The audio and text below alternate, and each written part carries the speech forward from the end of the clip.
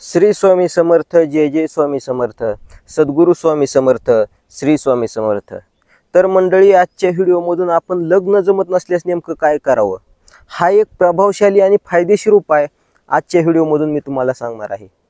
त्यापूर्वी तुम्ही जाणून घ्या की आपला उद्देश हा कुठलीही अंधश्रद्धा पसरवण्याचा नाही। जर मी तुम्हाला व्हिडिओमध्ये सांगत असेल की ह्या ठिकाणी कोंबडं कापा, ह्या ठिकाणी बकरं कापा, तर ती झाली अंधश्रद्धा। परंतु आज जो मी तुम्हाला उपाय सांगणार आहे हा कुठून तरी अनुभवातून भेटलेला हा उपाय आहे। मंडळी, लग्न जमत नसल्यास, लवकर लग्न जमत नसल्यास नक्की काय करावं त्या संदर्भातली थोडक्यात माहिती मी तुम्हाला देणार आहे। मी कुठला साधू नाही, बुवा नाही, महाराज नाही, किंवा मला कुठल्या एखाद्या धर्मग्रंथांचा, पुराणाचा किंवा वेदांचा याचा काही जास्त अभ्यास नाही, परंतु ज्या काही गोष्टी अनुभवातून भेटल्या त्या तुमच्यापर्यंत पोहोचवणं हे आपलं काम आहे। आणि मंडळी, एक कॉमन समस्या आहे आता सर्वत्र की लग्न जमत नाही। ही जितकी कॉमन समस्या आहे तितकीच गंभीरही आहे। अगदी समाजामध्ये कितीतरी मुलांची वय हे 30 ते 35 होऊन गेले, लग्नासाठी प्रयत्न करत आहेत, परंतु मुलगी भेटत नाही, लग्न जमत नाही। आणि बऱ्याच अंशी समाजामध्ये चर्चा होताना असं बघायला भेटतं की मुलींची संख्या फार कमी आहे।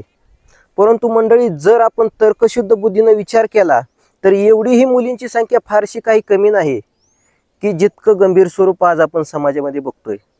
अगदी 30, 35, 40 पण वय झाली अनेक मुलांची, परंतु लग्न जमत नाहीत। खरंच मुलींची संख्या एवढी कमी आहे का? जर बारकाईने आपण विचार केला, अभ्यास केला तर अजिबात नाही।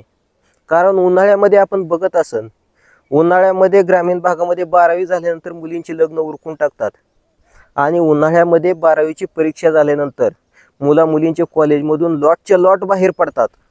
अगदी लॉटच्या लॉट मुलींचे बाहेर पडतात। सांगायचा उद्देश एवढाच की मुलींची ही संख्या एवढीशी जी आपण समजतो तितकी कमी नाही आहे, परंतु त्यांच्या ज्या अपेक्षा आहेत त्या वाढतच आहेत।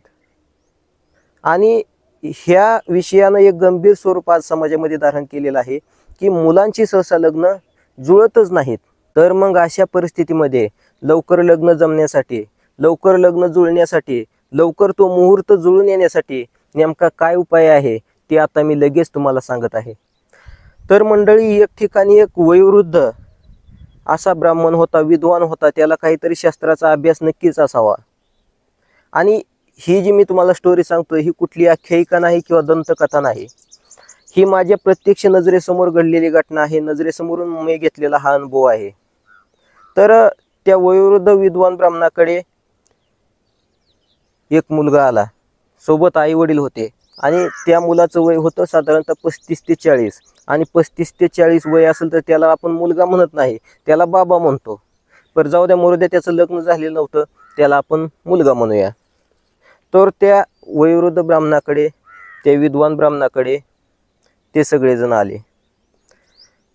तर त्यावेळी त्या व्यक्तीनं, त्या विद्वान आणि शास्त्राचा अभ्यास असणाऱ्या त्या वृद्ध माणसानं त्यांना सांगितलेला हा एक उपाय आहे।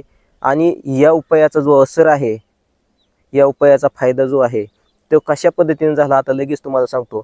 तर त्या व्यक्तीनं त्यांना सांगितलं की घरी एखादी गाय पाळा, देशी गाय, जर असेल तर अतिउत्तम, नसेल तर एखादी खिल्लार देशी गाय पाळा आणि तिची दररोज सेवा करा।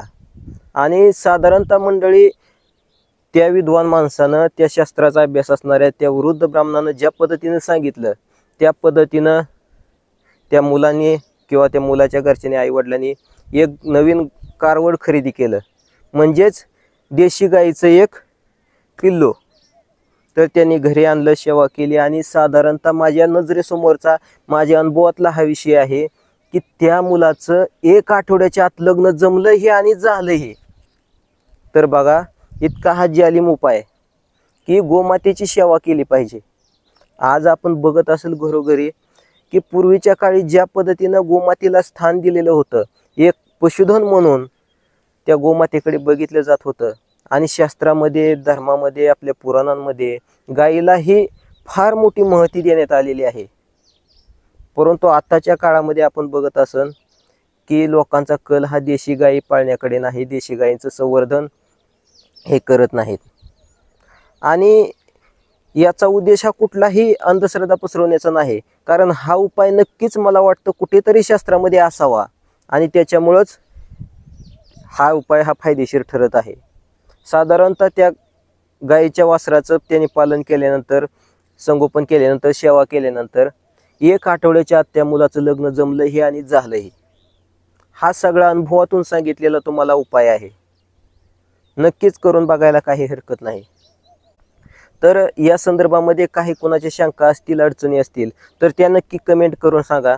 नक्कीच भाग 2 आपण या संदर्भामध्ये बनवूयात आणि सखोल माहिती याच्याही पुढे जाऊन देण्याचा प्रयत्न करूयात. रामकृष्ण हरी.